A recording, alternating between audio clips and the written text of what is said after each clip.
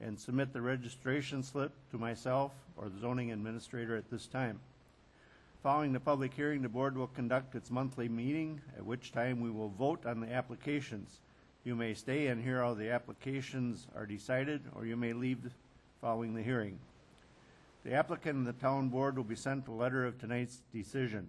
Any other person wishing to receive a copy of a decision can sign the sheet at the front of the room by the north doors. Those wishing immediate knowledge of the outcome of these proceedings may call the county zoning office tomorrow morning. The procedure we will follow for hearing each application is, after the application is read, the applicant, their agent or representative will have the opportunity to present their application, followed by any questions or comments from the board. Then all correspondence will be read. Then others in favor will have a chance to speak. Anyone objecting will then have a chance to speak. I will then ask for a summary of the board's field observations and any staff comments. Finally, the applicant will be allowed a chance for a brief rebuttal if they wish. Anyone wishing to speak should use the microphone, state their name, and direct their comments to the board. I ask that all testimony be kept brief, no more than 5 minutes, and to the point. If you are testifying as a nearby landowner, please tell us where your property is located relative to the subject property. Tonight's hearing will be recorded, and the recordings will become part of the record. Comments that are based on hearsay or secondhand information, as well as slanderous or prejudicial remarks, will be ruled out of order. The board has looked at the property, and the record will reflect these observations. Any person affected by an administrative decision of this board has 30 days from the filing of tonight's decision to make an appeal. Such appeals shall be heard by the Waushara County Circuit Court. Information is available from the Clerk of Court's office and qualified legal counsel. The county assumes no liability and makes no warranty as legality of any construction commenced prior to the expiration of this 30-day period. I'll now introduce the rest of the board. To my left are Kevin Fitzgerald and George Wilson. My name is Roger Wagner. Terry Paukstedt, zoning administrator, seated to my right. And the first conditional use tonight, first variance, it says conditional use. Oh, that's the old one. We had the right one, but we published it right. Okay.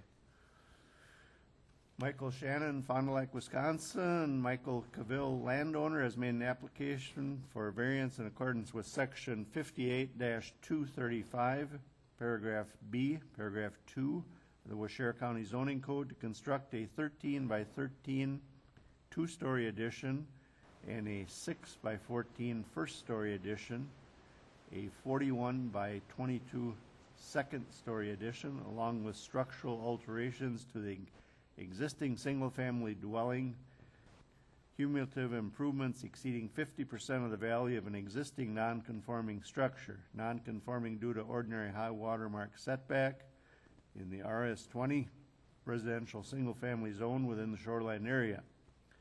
Location, Lot 1 of Certified Map 1311, also known as part of Lot 19 of the plat of Lakeview Point, being part of Government Lot Number 4, Section 6, Town of Marion, Silver Lake N2186, Chicago Point Road. Who is representing?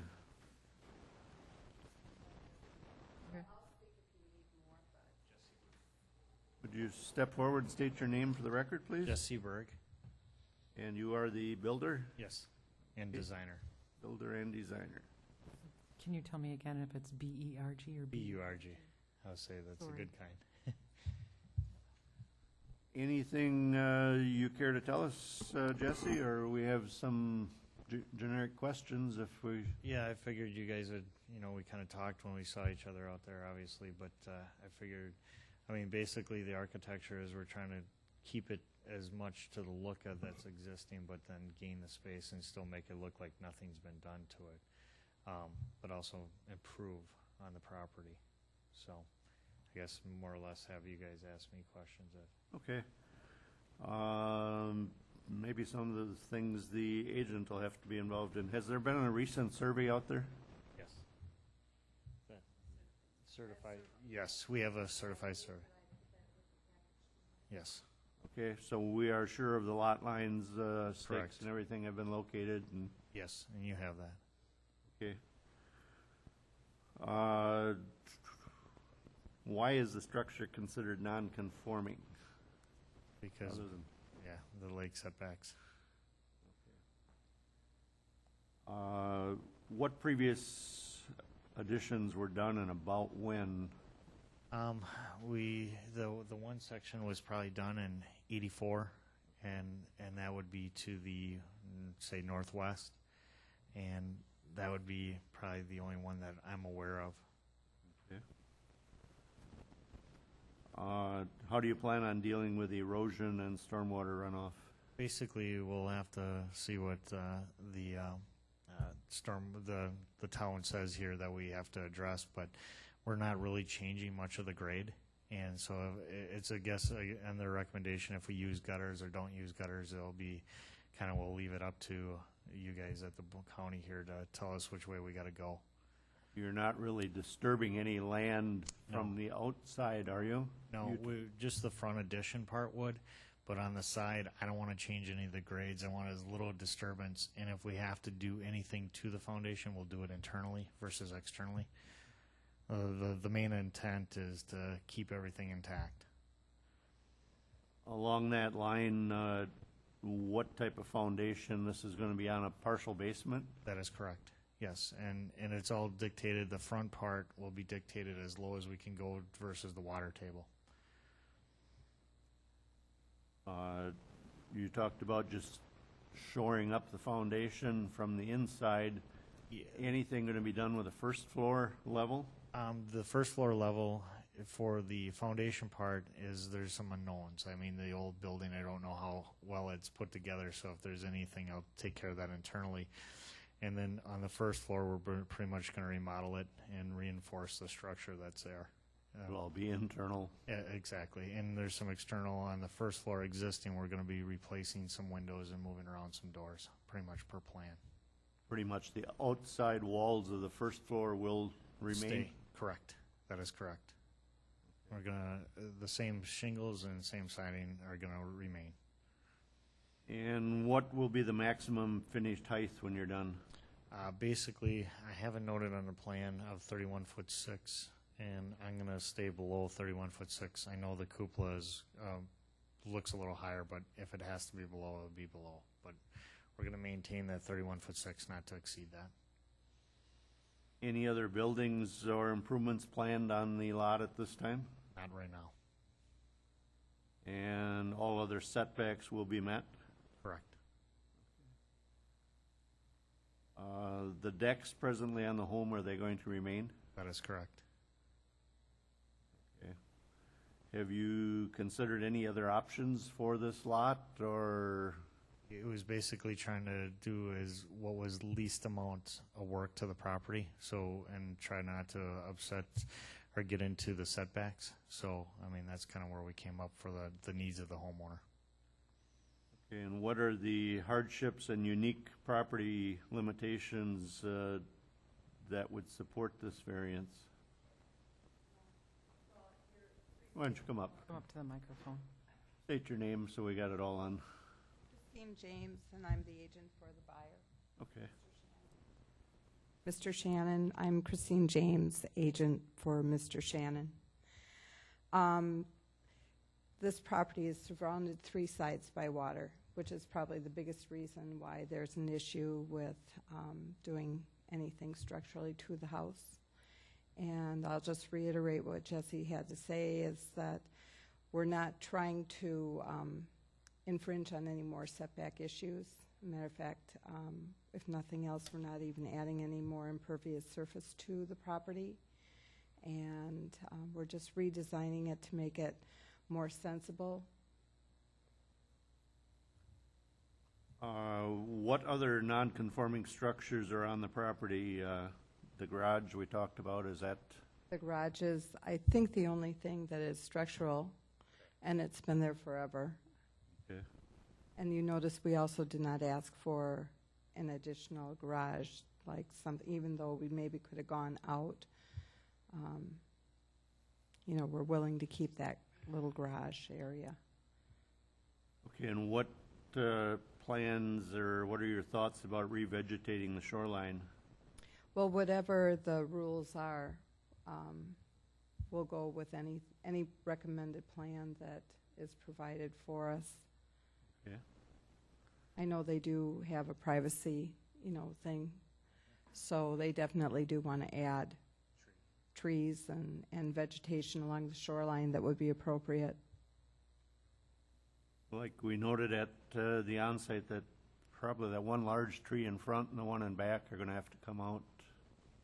The one tree that is on the lakeside, frankly, the way it's leaning, I would probably, even if I wasn't doing anything to this property, I would recommend that be taken out because that looks like it could come down on the house given a bad windstorm. And if an approval were granted, are you familiar with what permits you need for construction? Yes, I am. Okay. Yes. And if an approval were granted, when would you start this construction? Probably within a month to 6 weeks.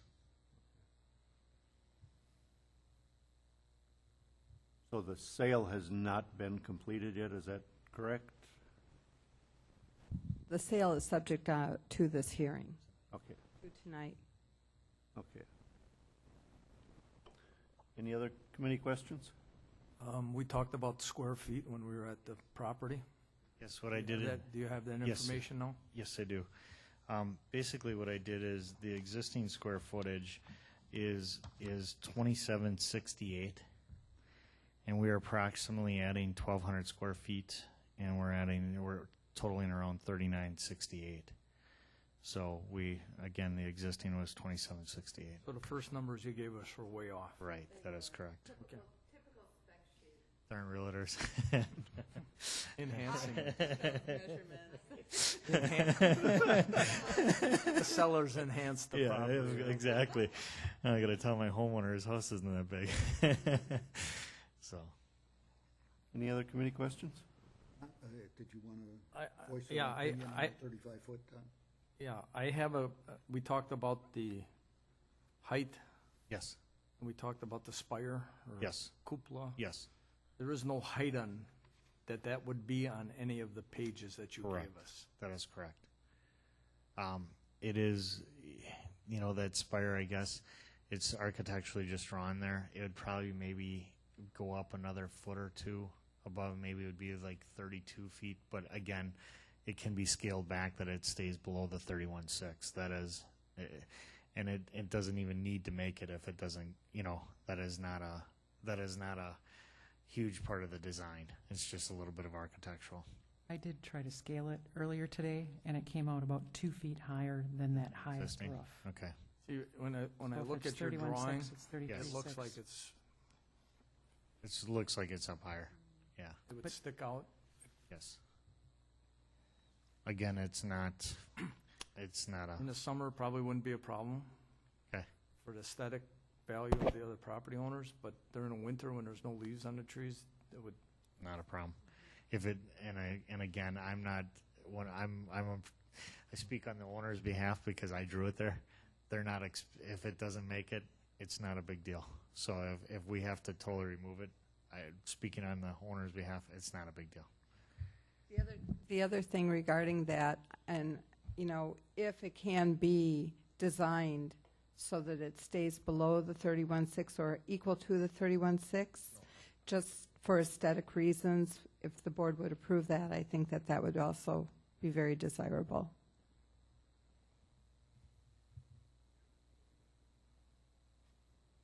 Any other questions? just getting back to the gutters there. They don't have gutters there now, and it doesn't seem to be a problem.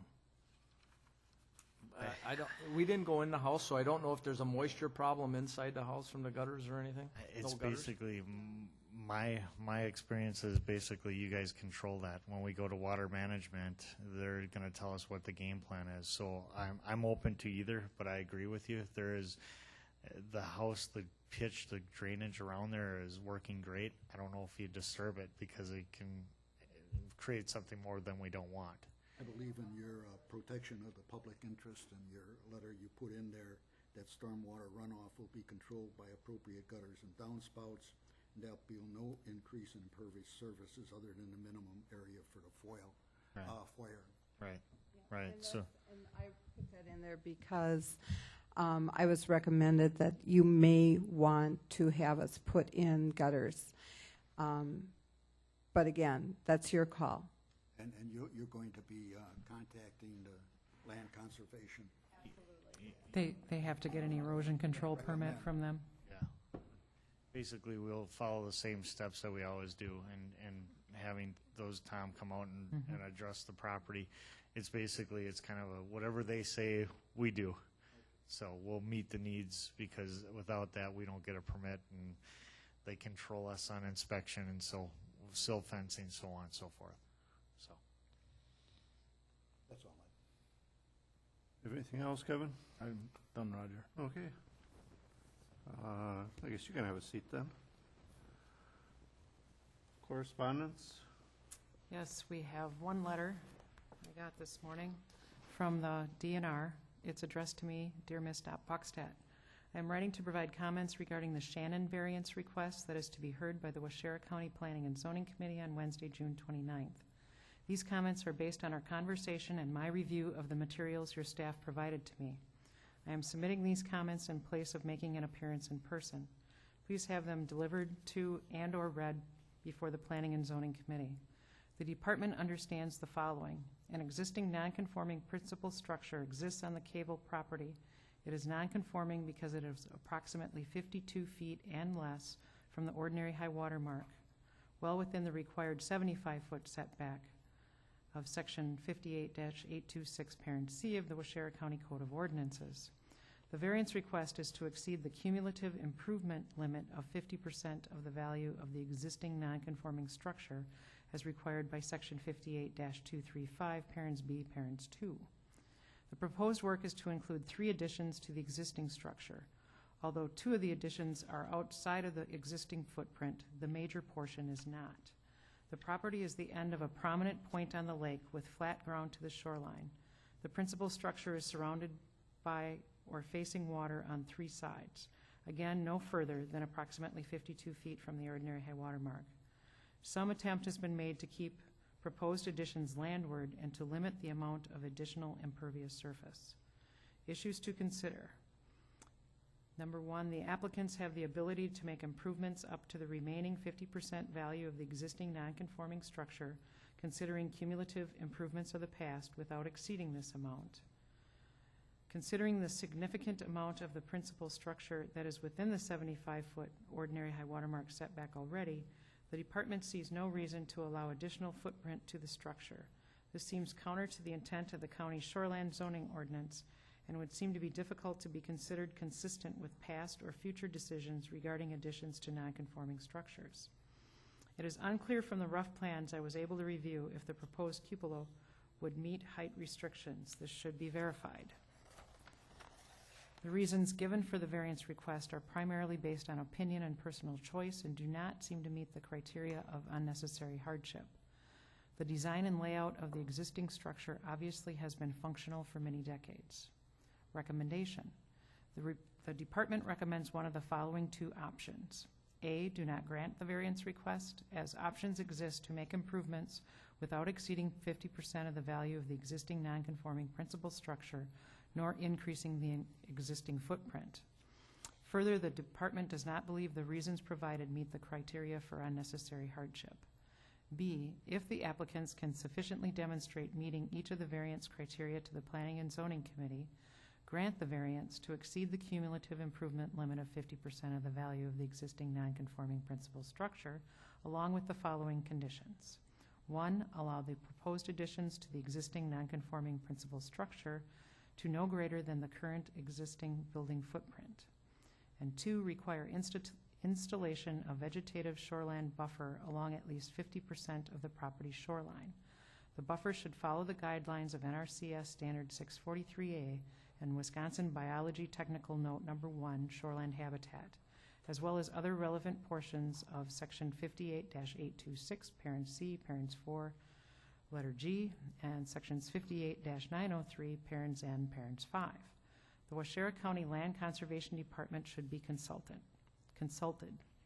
The department believes either of these options fits and maintains sufficient consistency with the requirements and intent of the shoreland portion of the Waushara County Code of Ordinances. Thank you for the opportunity to comment on the Shannon variance request that is to be heard on Wednesday, June 29th. And again, please have these comments delivered to and/or read before the Planning and Zoning Committee. Please contact me if you have any questions regarding this letter. And that's signed sincerely, Michael Wenholtz, the Regional Shoreland Specialist. And that is all the correspondence we have. Okay, no one registered to speak in favor or objecting. Staff comments? This is where I get confused. What do I do with that? For the record, the board has previously been furnished with all of the copy of the site plan and everything that was submitted for the application and all the pertinent data tonight. They visited the property, you're well aware of that, and they actually viewed the proposal on site. I want to explain just a little bit about variances again, because we have to make sure that we're meeting the criteria. And variances ask for a relaxation of a dimensional standard in the code. In this case, it's to exceed a limit on a structure that already exceeds that dimensional standard. There's three things that need to be proven, and that must be done by the applicant. It's not, the board's responsibility to discern those. It is up to the applicant. And the variance must be backed by substantive reasons, which include an unnecessary hardship as being caused by the code requirement. There are unique limitations on the property that prevent the landowner from meeting the required dimensional standards.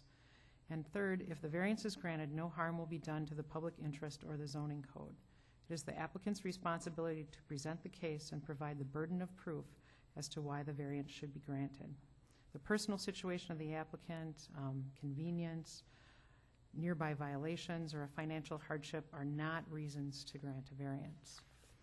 When the board visited the property, they noted the only other non-conforming structure was the garage, that there was no changes to the deck being planned. The existing roof line where the second-story addition is going to go is pretty much the same as when the second story is added. Additions are mostly away from the lake towards the driveway, no closer to the lake than the existing home. The paved driveway area is fairly large, and that no evident erosion was noted. Okay. And other than, I did pass out a little map earlier of the lot scaled with the 75-foot setback and the 20-foot setback. It doesn't quite overlap, but you can probably see the little red mark on there is the buildable area without a variance, so it's quite small. So just so you're aware of that. And that's all my comments. Just to clarify, Terry, that sheet that was sent out, that was from a previous variance that was granted, that area. It looks very similar to the one layout that we have in here that is really not representing the site plan. This one here, it shows some cross-hatching on here in an Right, area. It's and- not part of the site plan. No, that's just some of our on-site notes when Okay. we were out there, But and just we had to I'd take like- so many measurements to figure out where it was closest to the water. And so that just shows, and then it was looking at some areas that would go no closer to the water. Cross-hatched area on Right, that that's not the site plan. That was just areas that could be considered for additions that would go no closer to the water Okay. than the existing structure. It's actually my notes. That's my writing and my Oh, my okay. on-site notes, because that's what you do is discuss, if you're going to do something and you're going to try for a variance, Yeah, these are probably the areas that you should look at, because it does not go closer to the water. I just wanted to That one. establish it wasn't part of the site plan. That's not part of the site plan at all. When did you do that?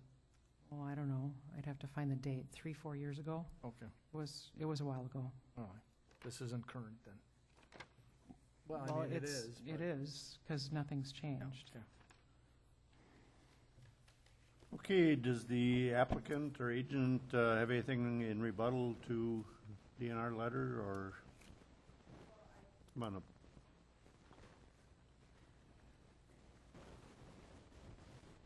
I'm used to having the DNR disagree with me.